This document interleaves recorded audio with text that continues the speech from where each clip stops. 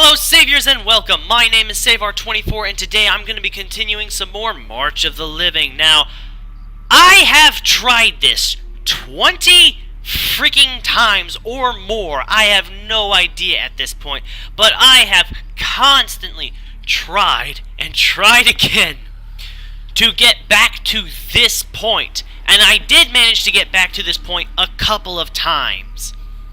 But I always died either as soon as I got to it, right before I got to it, or just after.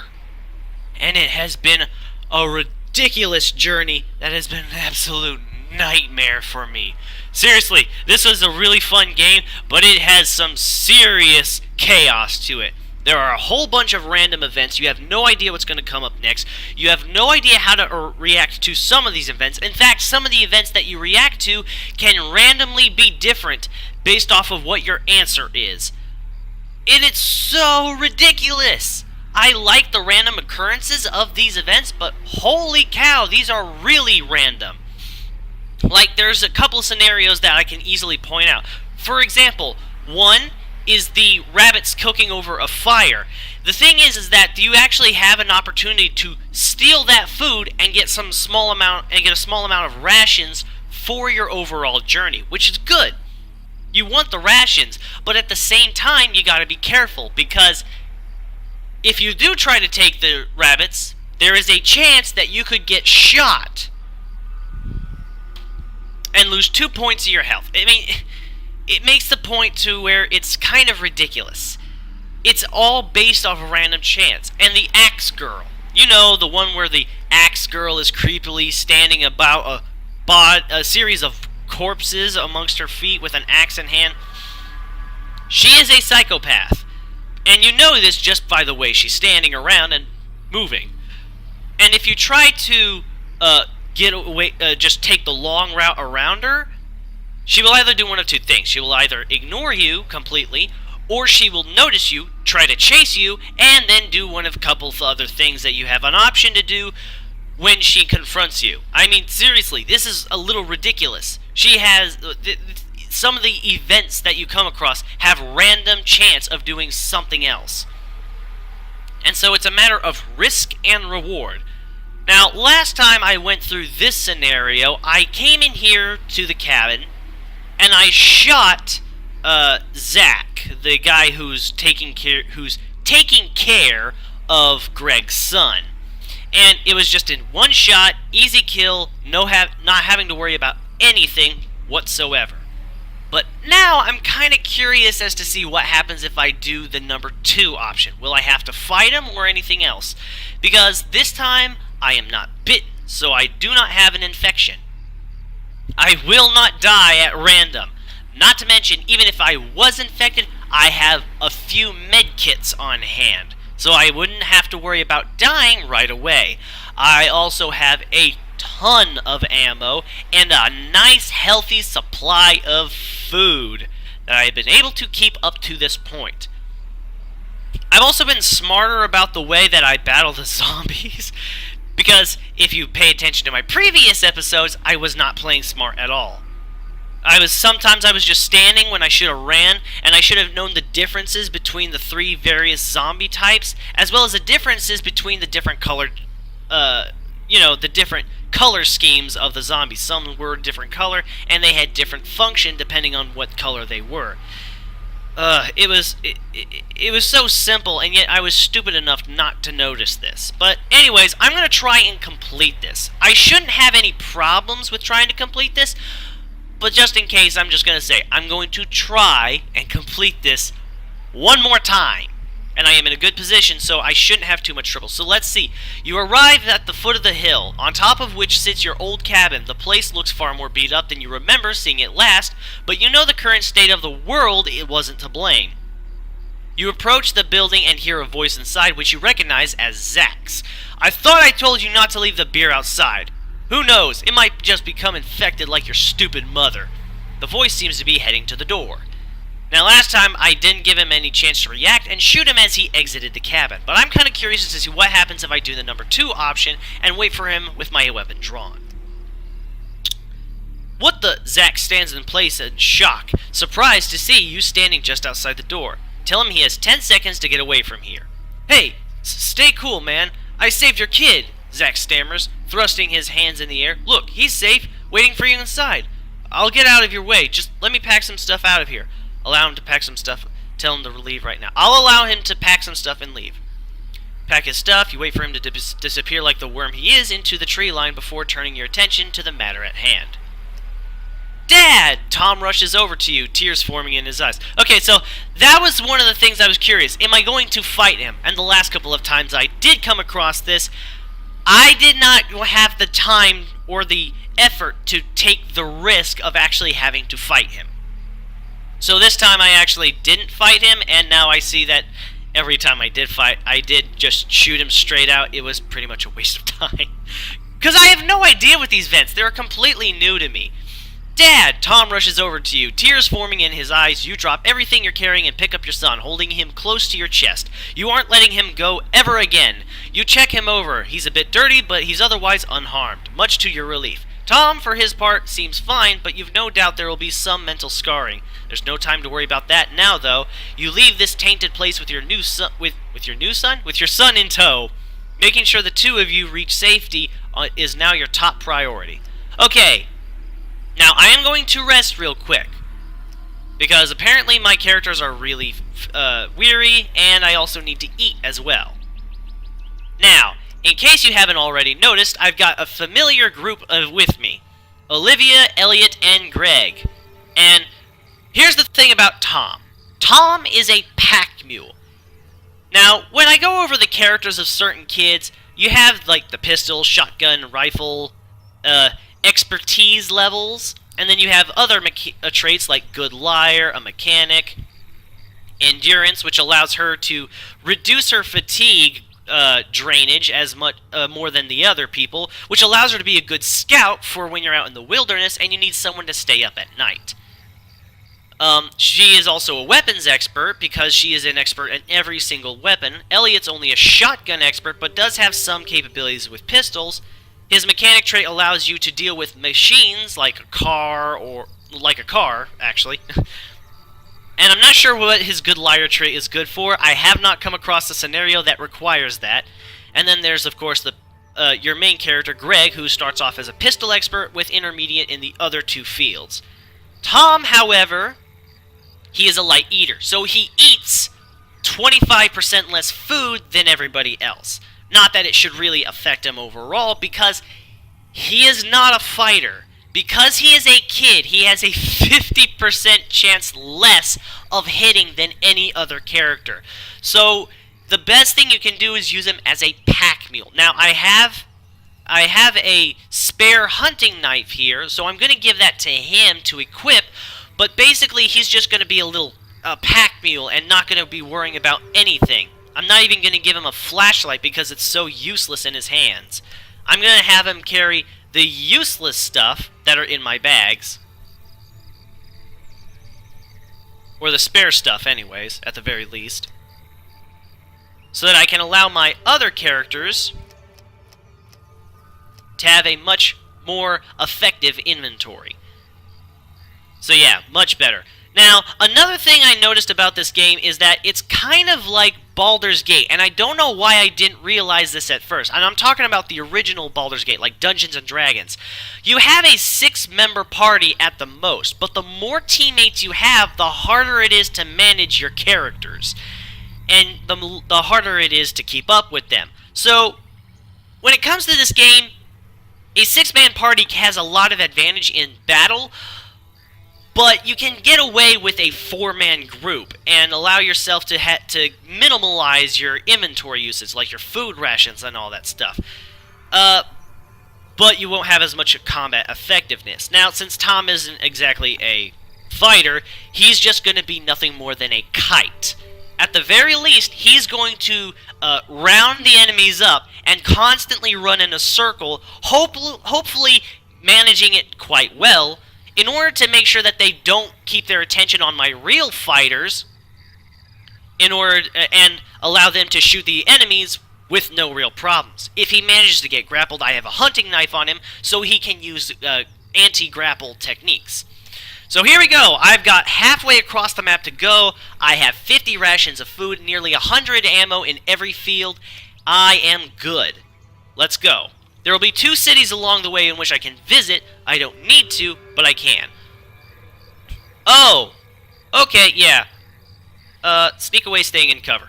I remember that scenario. That was an easy one to deal with. I tried getting up close, and that sniper is a really accurate sniper, so he would have just shot me down. Oh! A man barring with another can be seen just as you arrive in a safe area. He seems to be upset about something and is beginning to raise his voice. You walk over to see what's going on. Hey man, you said if I brought you this watch, you'd give me some cigs. Now you saying you don't have any? This is ridiculous. If you have a pack of cigarettes on hand, you can recruit this guy. Well, maybe a bottle of whiskey too, but I always went with the cigs. It doesn't really matter which one you give him. But yeah, you can recruit him, and his name is Chad. He has an intimidation aspect about him, and he actually is quite useful as a character, as a fighter, in truth. You hear ripping of an engine, then see a man carrying a chainsaw run out of the woods. He dives into a crowd to swing like a madman. Not surprisingly, the chainsaw almost immune. Yeah. Help him! No, this might be a tough fight, but if you don't intervene, he'll die. Resolve the stern lecture of proper use of tree-cutting implement if he manages to save it. You resolve to give the man a stern lecture on the proper use of tree-cutting implements if he manages to save it. Wow, that is a lot of... Oh, wait, hold on. Is there... Okay, there is none behind me. Now, here's one of the things I did not know about this.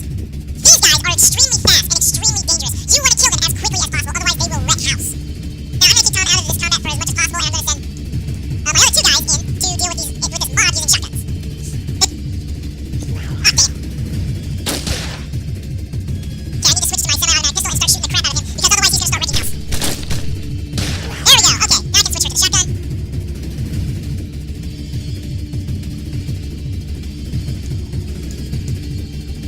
And bang. Oh, he didn't die, so switch to the machete so we can melee. Switch to the machete. Greg goes to this guy. And bullseye. You berate the man on the idiocy of using a chainsaw as a weapon, but he appears not to be listening. As he walks away, you notice that a bag he was wearing was discarded during discharge, but see no reason to tell him. Food rations, camcorder, bobblehead. Oh my gosh, I've come across so many bobbleheads in this entire in my entire series of playthroughs, and not once have I been able to have a bobblehead and get that scenario with the butler man. I mean seriously, I have not been able to get to that point where I have both at the same time. So I don't know what happens if I give him the bobblehead. Okay, I'm gonna get Tom away from over there just in case. Oh crap, no. Oh well, so yeah, this happened once before, but Greg has a slight chance when he's using the body shot to actually land a headshot and just completely kill the opponent. It's a slight chance, but it's a chance nonetheless. For a little while now, you've been a jittery mess, extra paranoid thanks to all the previous encounters along your journey, eyes darting left and right, you're keeping watch out for enemies, which pays off handsomely as gunfire breaks the silence, causing you to drop and roll off the road. Out of the open, charge! A voice cries out as 3 men rush to assault you. Fight. You meet their charge with one of your own, brandishing your weapon. What the heck? Those look like soldiers. Why am I being confronted by soldiers? Of course he is. I forgot to reload his shotgun. Oh, I got 2 other characters with shotguns.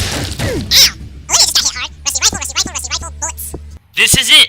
This is finally it! I made it all the way to the end. Let's see what could possibly happen now to screw me over. You arrived in Wellston. Exhausted from your journey, you take a moment to analyze the safest way to reach the docks on a city map you find on the sidewalk. The map is tainted with blood. Its previous owner must have met a dire fate. Analyze the map.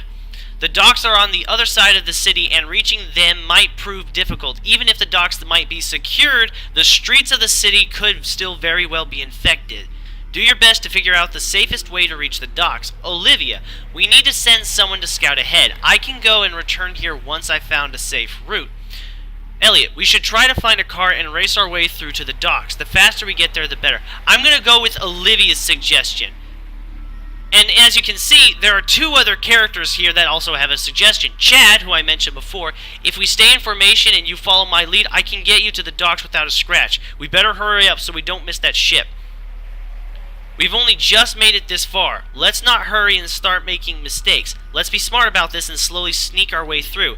Sarah. I don't think I've found Sarah through this whole thing quite yet.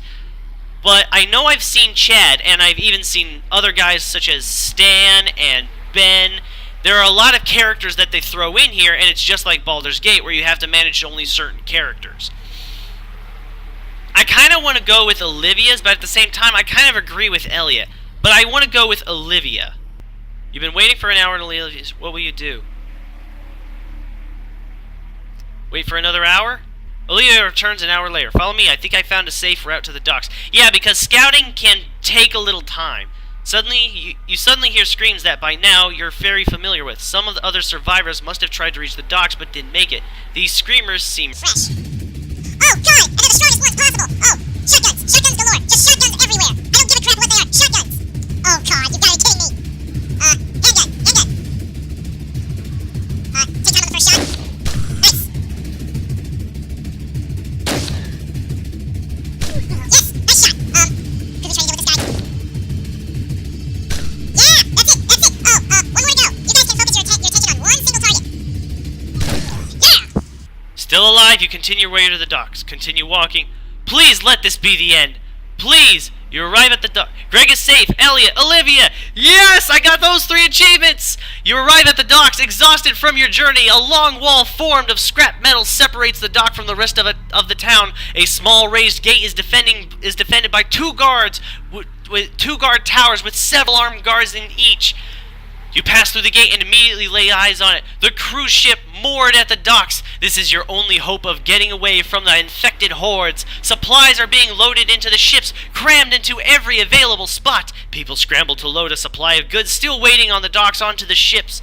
Others are carrying furniture away to make room for more supplies. It's obvious that people are moving with a purpose, trying to get the ship ready to go as soon as possible. As you approach, someone stops and points at you. Look! Newcomers! Others stop what they're doing and watch you approach. Hey, I recognize them, one person says. I saw them save someone from certain death. I heard they gave some of their supplies to a man who would have starved to death. Are they the ones that rescued that family from the infected? A small cheer rises from the crowd as you pass. A woman holding a clipboard walks up to you. What supplies do you have? We need anything you have brought with you. She takes your gear, writing down each piece of equipment on her clipboard. Impressive, she says as she checks off the supplies. We needed a lot of those supplies, so your arrival is a godsend. You press further into the docks, moving slowly but steadily to the ship. Through the crowds, the people stop as an older man in a military uniform approaches. Others stand aside and some of them salute. It's the general! A man near you whispers. Oh, it's the general.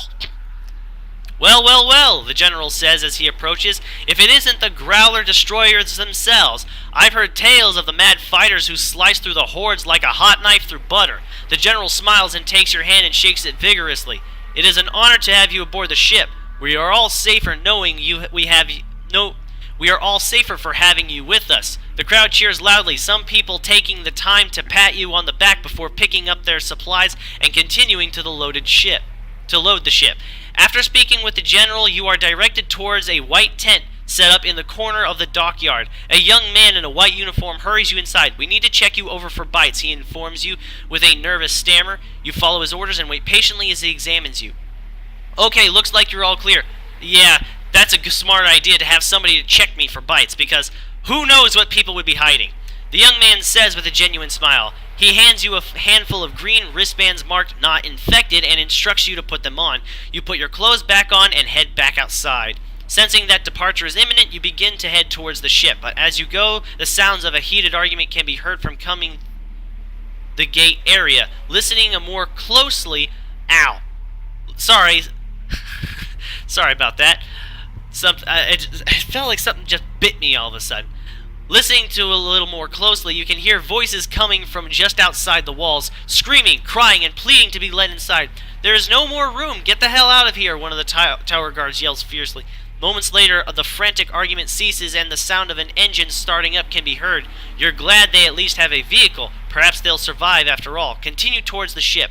The sound of screeching tires suddenly echoes across the dock. You spin around just in time to see a section of the makeshift wall may give way as a large truck crashes through at top speed. Debris is scattered in all directions as the vehicle violently skids and skewers across the concrete. Finally, the truck smashes into a pile of supplies and comes into a standstill, smoke pouring from its engine block. Glancing back towards the wall, you can see that the gaping hole is allowing the infected to trickle through. It won't be long before the entire dockside is overrun. All around you, people begin to panic and scream, someone running to fight the incoming marauders while the others retreat onto the ship's deck. The back of the crashed truck bursts open with a sudden clang, and a group of armed survivors climb out. Their clothes are dirty and torn, with many of them nursing nasty-looking wounds. A gray-haired man clutching a baby in one arm and a pistol in the other limps away from the smoking wreckage. He looks directly at you and calls out in a desperate tone, "Please help us!" Before you can react, the heavily armed man pushes past and aims his rifle directly at the survivors. "We already told you you can't board the ship. You might be infected." The gray-haired man grits his teeth and raises his gun. "We're not going back out there." Oh, and now it's a question of morality. Oh, man. I really feel bad about this, and I don't know what to do. Should I help the survivors? On one hand, we have a series of armed guards who are going to great lengths to make sure that nothing bad happens, but at the same time, we have a measure of people who are desperate to try and get on the boat. But I kind of feel bad, and he's got a baby in one arm? How do you deal with something like that? You'd have to be a really cold-hearted person, or just being really cautious. I don't know what to do. I don't know if I should help the survivors or help the guard. Oh, this is now a question of as to who you are as a person. Are you a person are you a person who's willing to help anybody no matter what the circumstances, or are you just going to be an idiot and try to let them on? I hope I don't pay for this. Help the survivors. How will you help let them board the ship? Wrestle the gun from the guard. Shoot the guard. Convince them. Look at them, for Christ's sake. They're covered in blood. We don't have time to check them for bites properly. We can't risk them coming on board and spreading that filth. It doesn't look like you'll be able to change his mind. Oh, no. I don't want to shoot him. You run forward, slamming your shoulder in the guard's torso, sending him tumbling to the floor and his rifle skidding away across the concrete. The gray-haired man smiled in gratitude as his group of survivors make a dash for the ship. "You'll pay for that," the guard bellows as he jumps back to his feet, brandishing a combat knife. Raising it high above his head, he charges directly at you. He charges directly for you. Luckily, you manage to grab his wrist just in time, but the force of the impact knocks you back, sending your own weapon flying. You glance around, looking for somebody who could help you, but it seems everyone is too busy dealing with the infected. The guard raises his fist in a boxing-style stance in preparation for an unarmed exchange. You sense he's about to strike at any moment. Kick at his shin. You launch forward, stamping your boot down towards his shin bone. Your aim is true, and strikes land exactly as intended, causing the guard to grunt in pain as he shuffles back, somewhat dazed. With the guard stunned from the previous blow, you consider the best way to take advantage of his weakened state. Make a dash for his rifle. You immediately spin around, making a mad dash towards the rifle that lays just a few meters away. The guard realizes your plan, however, and quickly gives chase. No sooner have your hands gripped the rifle than a huge bolt of pain pulses through your arm, causing you to drop the weapon again. You look to see his blade driven deep into your shoulder. The guard kicks the gun back out of your reach before smirking and retrieving his knife. Now laying prone on the floor, you look up towards the burly guard who looms above. An evil grin appears across his face as he launches himself towards you. Kick him in the groin. The blow causes him to lose his balance, and you watch as he falls head first into the concrete floor. A nasty gash appearing across his forehead, the knife is sent flying out of his grip, landing on the concrete several meters out of his reach. You immediately leap to your feet and ready yourself to exploit his weakened state.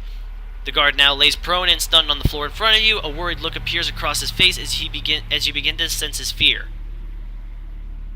Make a dash for his rifle. That lays just a few meters away. The guard realizes your plan and quickly climbs to give chase. You dive the floor and in one graceful grab the rifle you spin around to face your assailant, who is now just a few feet away. Squeezing the trigger and a single deafening shot rings out and the guard falls to the floor, lifeless. You breathe a sigh of relief and slowly climb to your feet. "What the devil is going on here?" the general cries as he and several of his men rush forward. "Stop fighting amongst yourselves at once. The real enemy is about to overwhelm our defenses, for crying out loud." He turns to you. "I need you to keep the Marauders at bay for just a few more minutes while we get the last civilians on board. You're our only hope, soldier." The scene that now confronts you is one of utter carnage. Everywhere you look, the living are being torn apart by the rampaging hordes of infected. It's clear that very few of the general's men have survived the encounter, and those that are desperately scrambling to help the last of the civilians aboard. It looks like it's down to you to keep the infected at bay until the ship is ready to leave. This is it. This is all that stands between you and salvation. You grit your teeth and prepare to fight for one final... This is it. All you need to do is hold off the infected. Really? They even put my kid in here. Why? Okay, this is actually pretty easy to deal with. Rifle, snipe that guy. Elliot, reload your shotgun real quick. Greg, aim for the same screamer, just in case. Okay, that was quick. Now I just need to deal with... Oh, they're coming in hordes. Oh, that's gonna make things a bit tricky.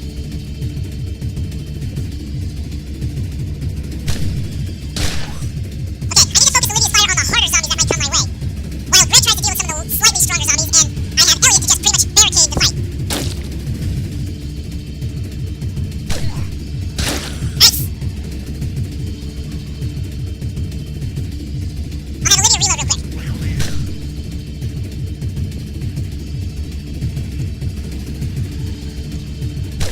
Nice. Okay, now Greg needs to reload. Olivia, aim for the next guy that's coming up. Nice! Okay, you can aim for that guy. You need to reload. Olivia, aim for the next big guy that comes your way. You know what? You switch to the machete and go melee on this one runner. Oh, or not? Okay, you can get a little bit closer. Where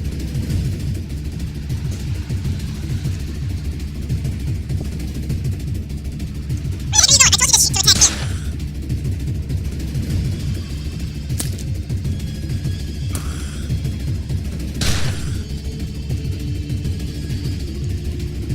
attack him. Nice timing to run out of bullets. Okay. Oh crap, there's another one coming. Switch to that machete. You need to aim your handgun at that guy while she's reloading. Aim for him just in case. Nice! Aim at that guy, and it looks like I'm starting to run out of enemies to kill. Oh wait, hold on. Aha! Crap. Oh,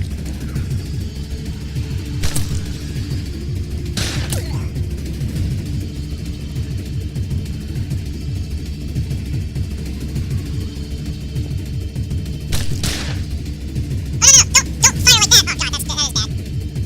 Oh.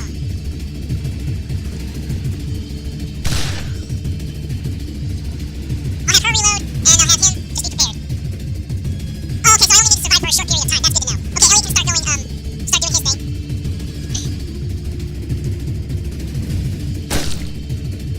Olivia can deal with the newcomers. Holy crap, that's a lot. I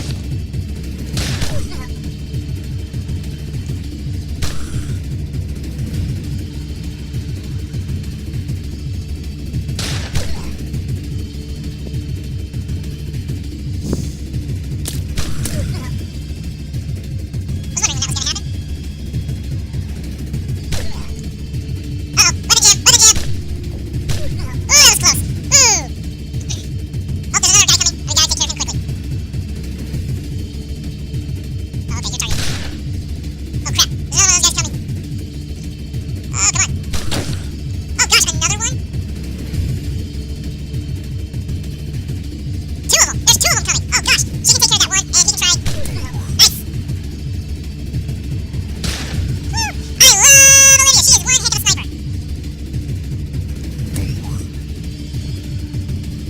So you know what? I'm gonna have her reload.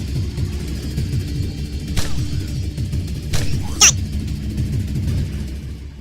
And we're out. This should be it. Exhausted from the slaughter wave after wave of rotters, you stagger backwards, unsure whether you can even keep going. Suddenly the ship's foghorn booms out across the dockside.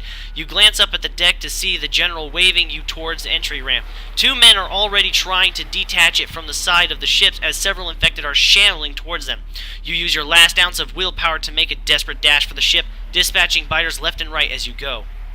You race up the entry ramp and leap onto the deck of the ship just as the bolts are detached, sending the entire structure crashing down onto the dockside, crushing several rotters in its wake. Spinning around, you suddenly understand just how precarious your situation has been.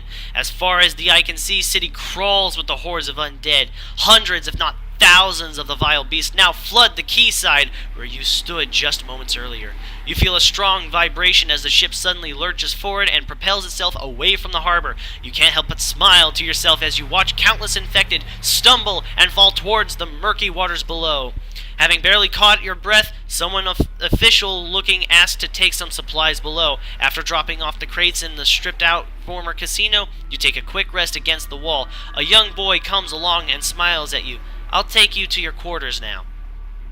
You follow the boy up the stairs and onto the wide deck. People smile and wave as you walk by. The boy leads you to some spacious cabins and bows. Thank you for your hard work.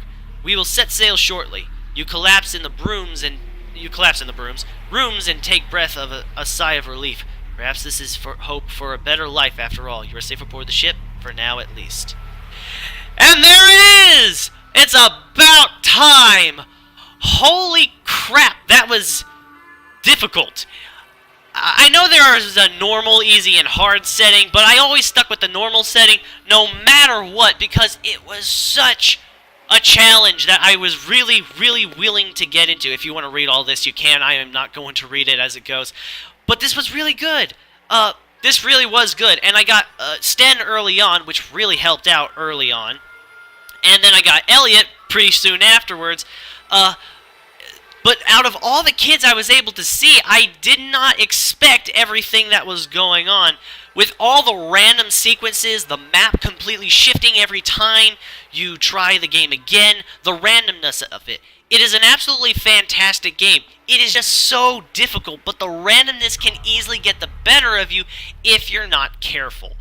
But I like this. This was a really good game. I'm not sure if I'm going to play more of this series and possibly go through the other stories to see, but if I do, I'll pretty much post only the stories and kind of skip the gameplay. Or maybe I will show the gameplay as well, but this is basically the entirety of the game. It's actually a lot fun, but it can be a little bit frustrating at times, because you have no idea what's going on. There's no way you can prepare. If there was a way you to prepare for it, I would say try to find a bobblehead as soon as you can and hope you come across that guy so that you can figure out what the heck that one's about. Keep a toy hand grenade on you at all times alongside a set of nails and a set of matches, because there will be events that require those. Everything else is forfeit except for guns, munitions, food, and medical supplies. I really like this game. It's simplistic style, just pixel graphics. It's a nice little RPG that kind of reminded me of Baldur's Gate when I got later into it and thought about how it actually worked. But it was a really good game and I liked it overall.